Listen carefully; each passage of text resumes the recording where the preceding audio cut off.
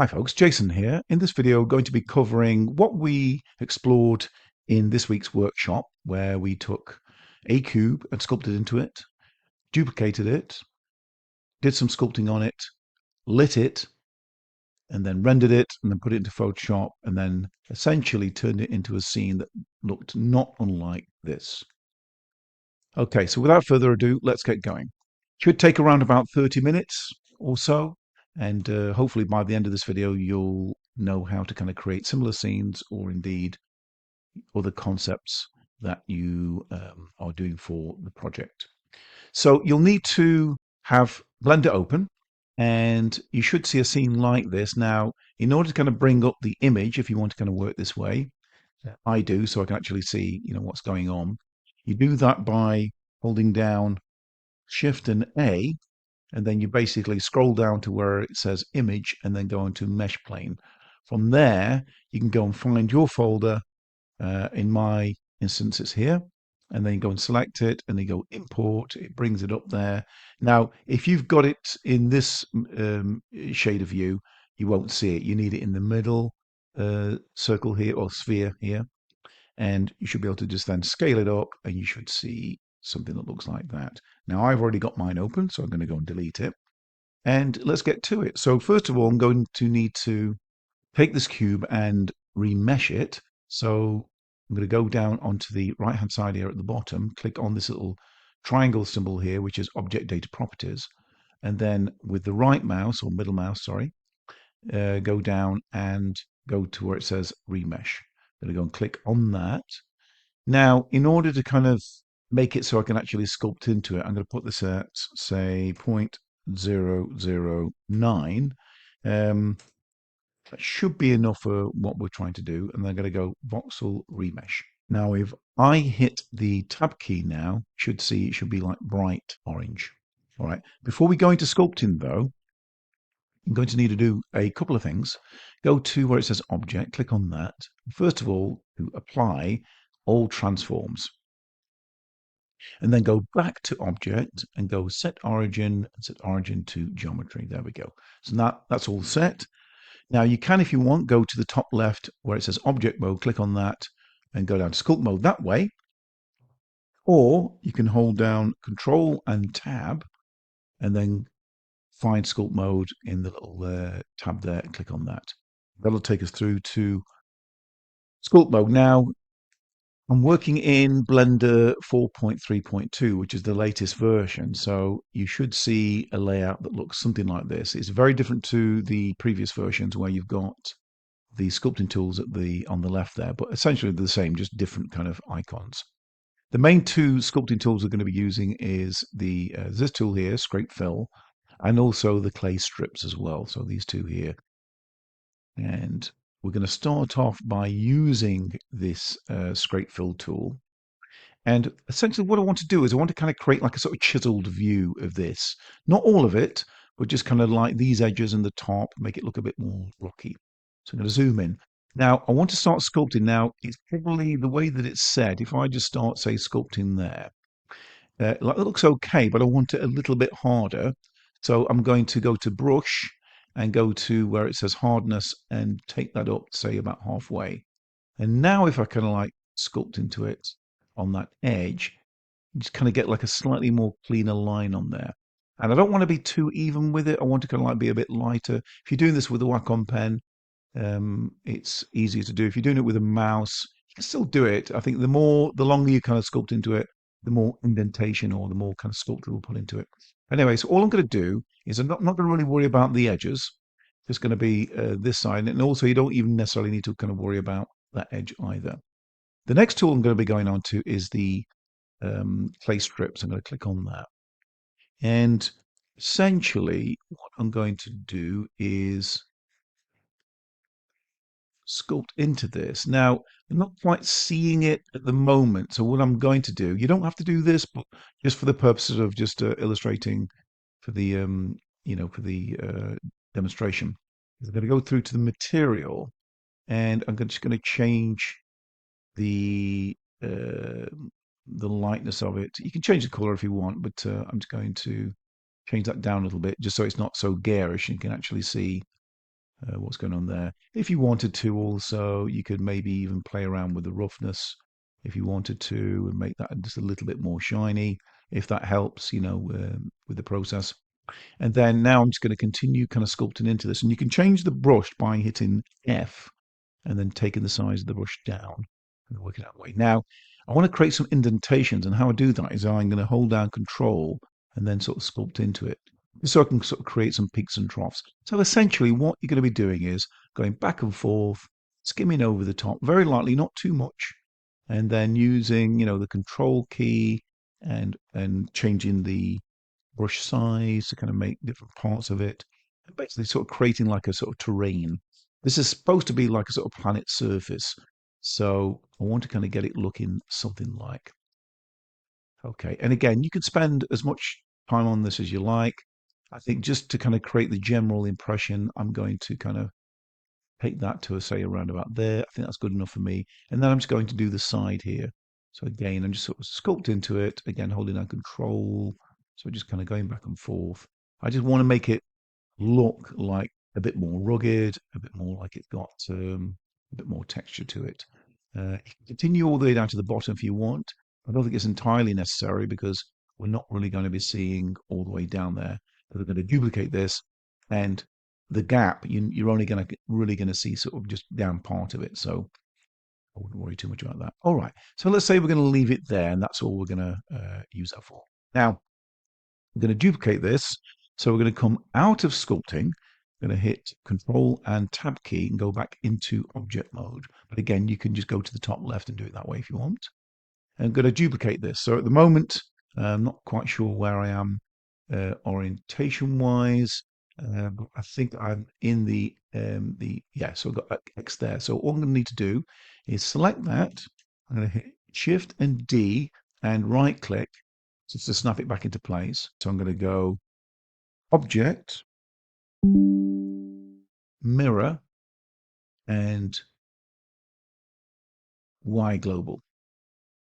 And now I should have that mirrored to the other side there. So looking like that. So that's all looking okay. So ready for the next stage, which is to basically light this scene, right?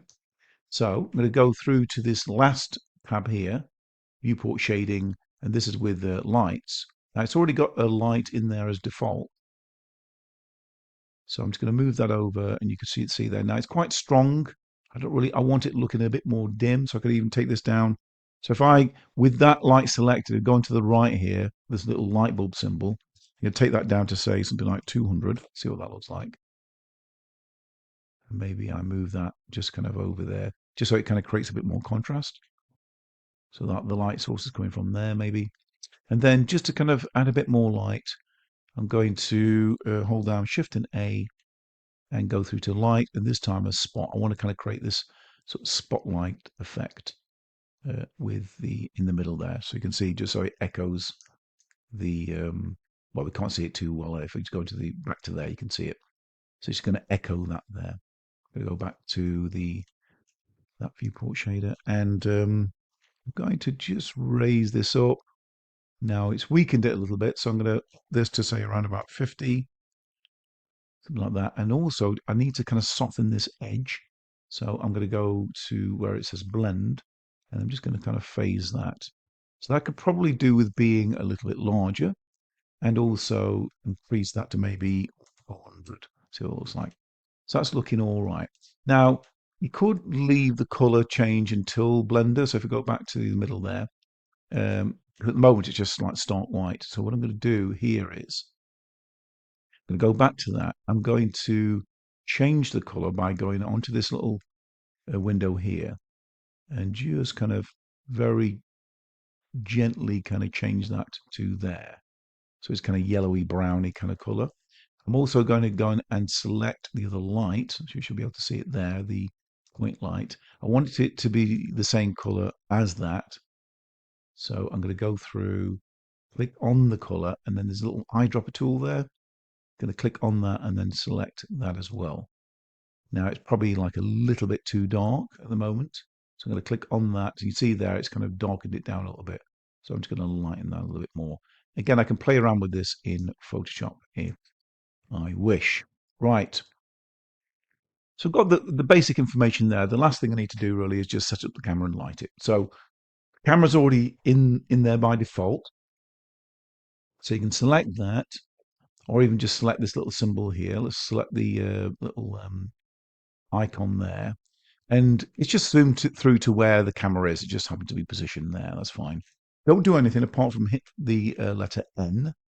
That then brings through some tabs. And you'll see there, there's a little tab that says View. And then below where it says View Lock, it says Camera to View. Click on that. And then click N just to get rid of that. And now all we're doing is looking through the camera. Last couple of bits with this, all we need to do is I'm going to need to position this. So again, to kind of have a look at, see where this line is kind of going diagonally. Okay, so we go back to that. So I'm going to try and position this diagonally. I'm also going to change the focal length. So I just drag this out a little bit. The focal length at the moment is about 50 millimeters. Now that's all right, but I want to create a little bit more of a kind of widescreen kind of view. So I'm just going to take this down. You can see that it's starting to exaggerate the angles. Take it down to say around about 30. That should be all right. So you can kind of get this wide angle view. And then sort of end up with something that kind of looks a little bit like that, maybe something like that. As long as it's kind of near, if you look at the original, as long as it's kind of approximately kind of like that, I think you're okay. All right, so let's just go back to our lit view and I'm going to position this at that kind of angle, say something like that. And then when you're kind of happy with it, you go, okay, that's kind of what I want. All you need to do is hit F12 on the keyboard. You should end up with something that looks like that. Next, all we need to do is go to Image, Save As, and save this in a folder. Now, if I just go through to my folders here, there's a folder I already had set, materials for demo. There we go. I'll call this video demo. I know what that is when I look for it, and then just go Save Image.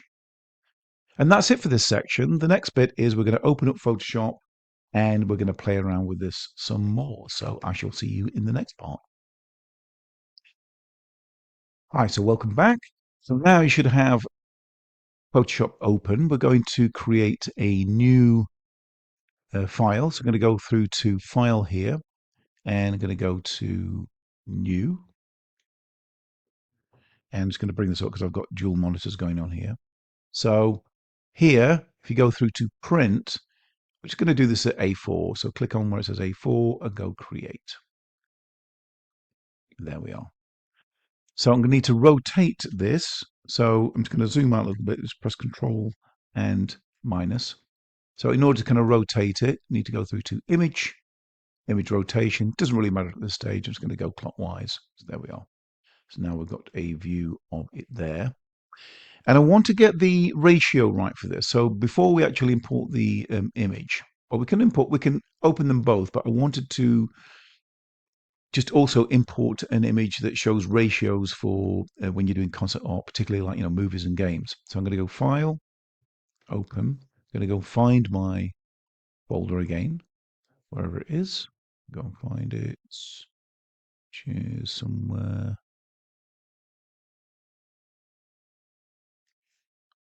There we go. Open that. And the two things that I'm going to need is video demo, as I said before, and also I'm going to hold out Control and just click on this one as a ratio. So we've got our image there, which is looking good, but also I wanted to just quickly dip into this. So for concept art in general, you really want to be working at either 16 by 9, or in this instance it's going to be 2351, which is sort of CinemaScope. That's generally when you go and see a movie, that's how it is. And because concept art for games and movies are sort of quite similar, particularly like related to the concept piece that we're working from, that tends to be the case. So I'm going to take this. I'm going to use this marquee tool here and crudely just kind of cut this out. So I'm just going to select it, press Control and C. I'm going to go through to the demo there, and then I'm going to press Control and V.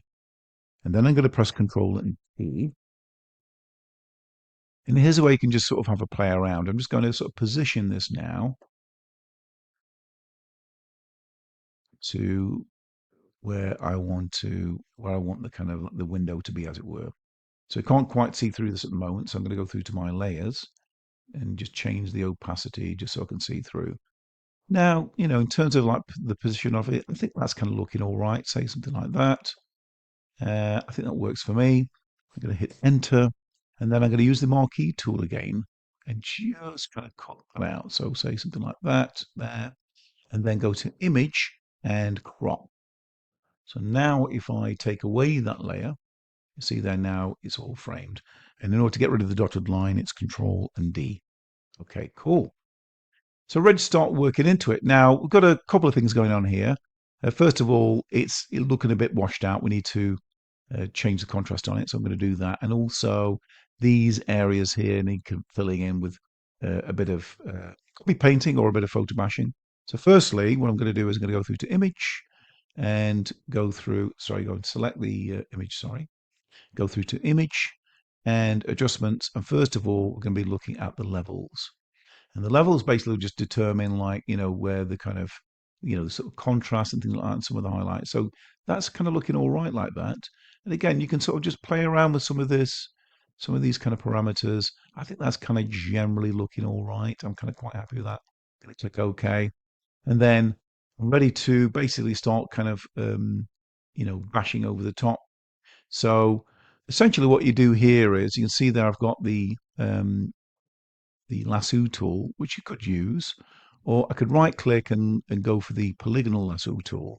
Just allows a little bit more control. So what I'd do is essentially click, and you're basically clicking at points. And what I'm doing here is I'm just going to click at points around that image and essentially cutting out. In order to cut it out, you press Control and C, and then Control and V. So I've not really cut it out, I'm just sort of copying it. And then Control and T, and then essentially we can kind of move it up like so. And then obviously the perspective is a little bit off, and this way you can hold down Control and just kind of bend that into place like so, something like that. And then enter. And then in order to collapse it down, because you don't want that as a separate layer, press Control and E. And then I'm going to do the same with the other part as well down here. I'm going to click here like so, just clicking around like so. Press Control and C for copy, Control and V for paste, and then Control and T. And again, I'm just going to move that around, holding down Control, and just kind of essentially just kind of not blend it, sorry. I'm going to just drag it into place so it covers it up, and then press Control and E again just to sort of take those layers down.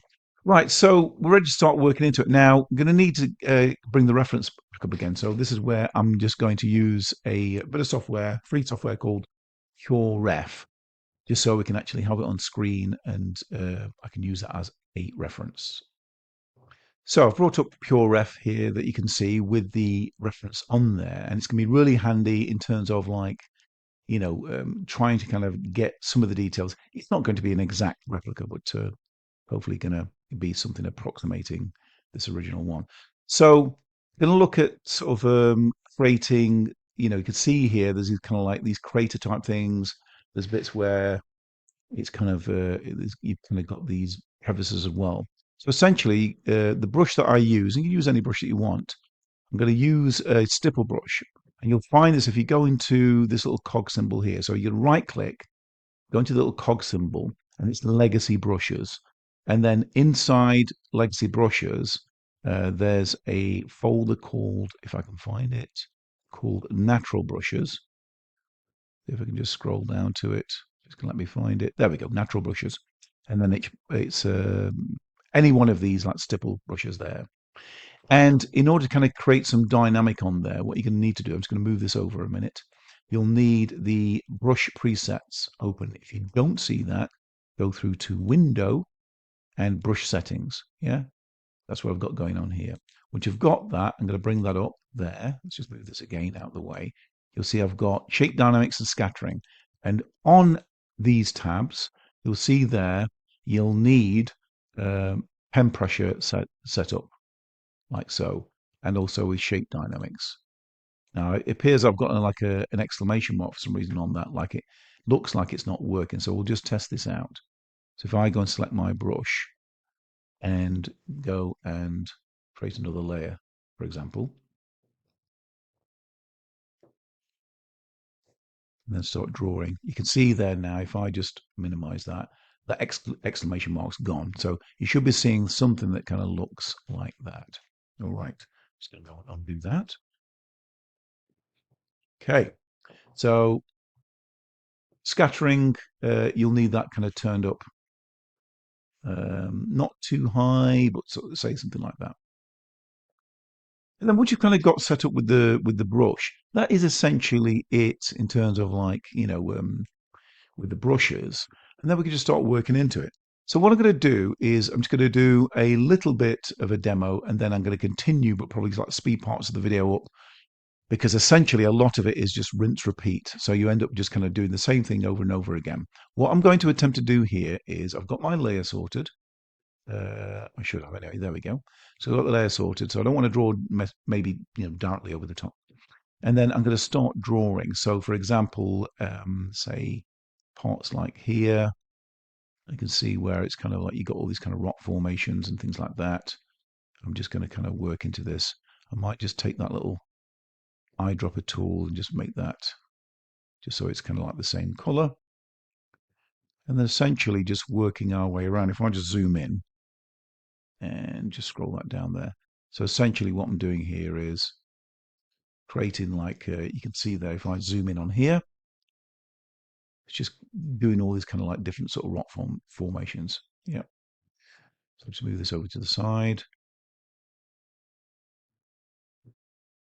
And then basically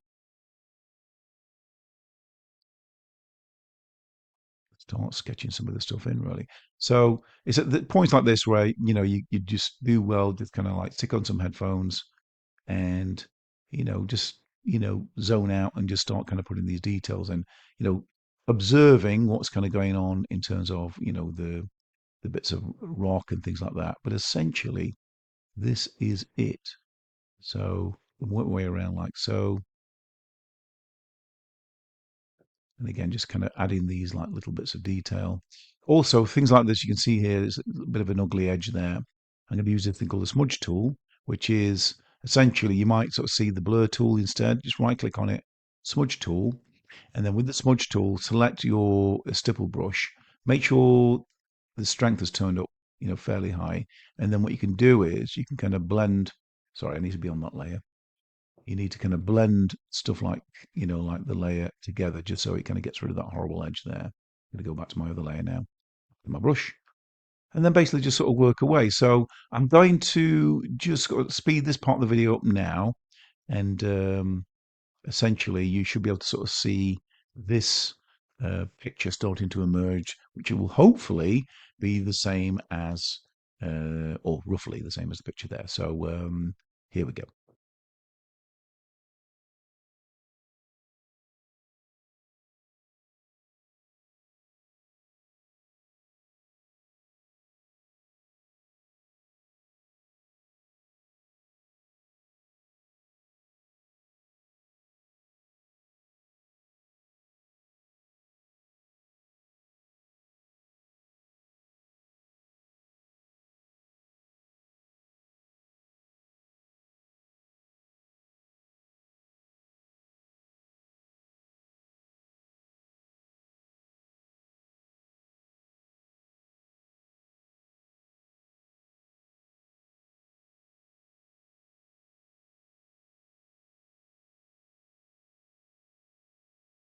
Okay, folks, so that's pretty much it. And I think I've sort of created an approximation of the concept piece. Obviously, there's still a lot of work to kind of do there, but the general principle is there. And hopefully, it's giving you something that you can kind of work with, going through the tools, going through the process, and then start to apply it to your own projects. and really look forward to seeing what you produce in the coming weeks. So that's it. Thanks for watching, and look forward to seeing you next time. Okay, thanks a lot, folks. Bye for now.